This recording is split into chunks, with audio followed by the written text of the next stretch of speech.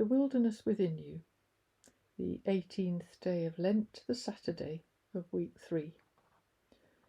We have 2 readings, and the first is from Psalm 19, verses 1 to 5, reading from the New International Version of the Bible. The heavens declare the glory of God.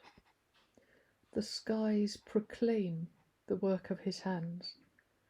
Day after day they pour forth speech. Night after night they reveal knowledge. They have no speech. They use no words. No sound is heard from them. Yet their voice goes out into all the earth, their words to the end of the world. In the heavens, God has pitched a tent for the sun. It is like a bridegroom coming out of his chamber, like a champion rejoicing to run his course.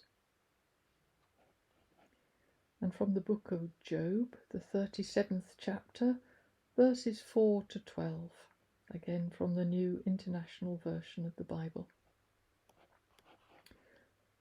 When his voice resounds, he holds nothing back.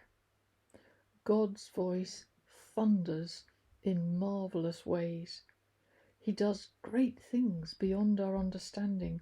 He says to the snow, fall on the earth, and to the rain shower, be a mighty downpour, so that everyone he has made may know his work. He stops all people from their labour. The animals take cover. They remain in their dens. The tempest comes out from its chamber, the cold from the driving winds. The breath of God produces ice, and the broad waters become frozen. He loads the clouds with moisture. He scatters his lightning through them. At his direction, they swirl around over the face of the whole earth to do whatever he commands them. I wake up early, but I usually get up late. You know, answering emails, checking out what the world is doing on Facebook, looking to see if there's any money in my current account, all that kind of thing. This morning I prop myself up on 4 pillows while the day is still half dark, foggy and cold. All cosy under my duvet and 2 blankets, wearing a fleece over my PJs for good measure. I have my laptop propped open against my knees.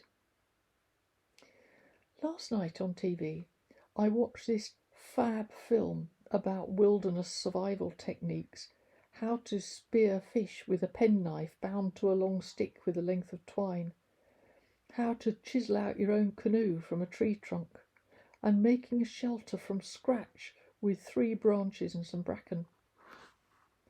This morning, inspired, I've been reading the blog of a man who spends his entire time sailing around on a small boat with his wife and 2 children.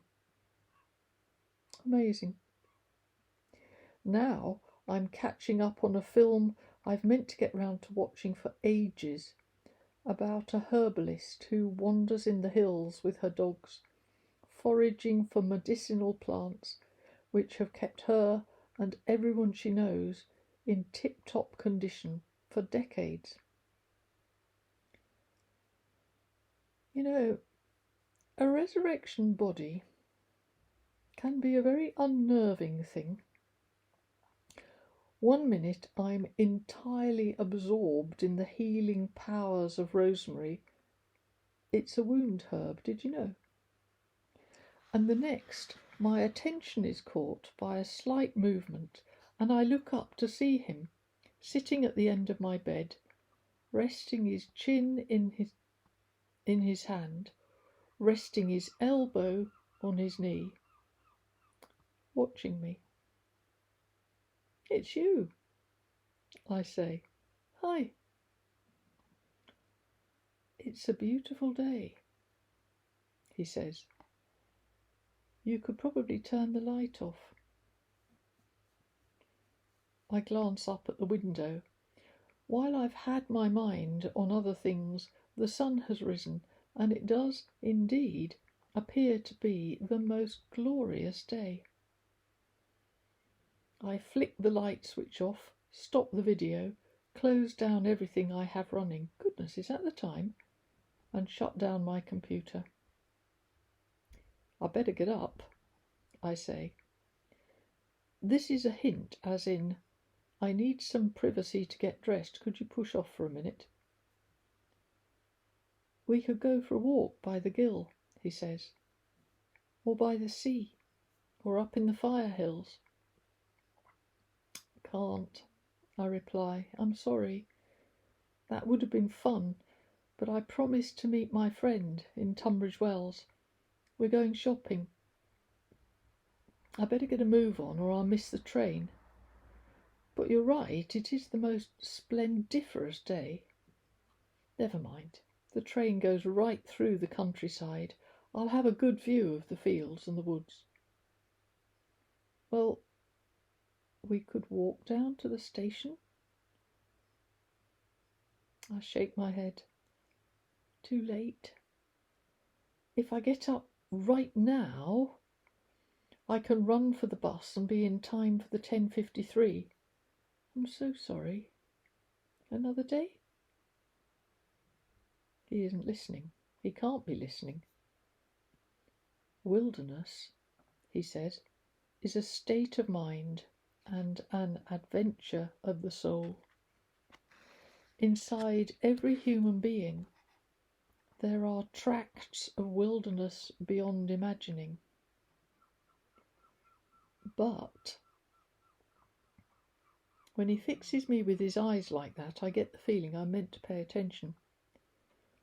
To experience wilderness to the full, to have any kind of grasp on what it really is, you do occasionally have to go outside. Whatever else your wilderness is, it's not something you encounter vicariously or watch through the window. It's for you, personally, for your actual life. Oh, right. Point taken. Maybe tomorrow?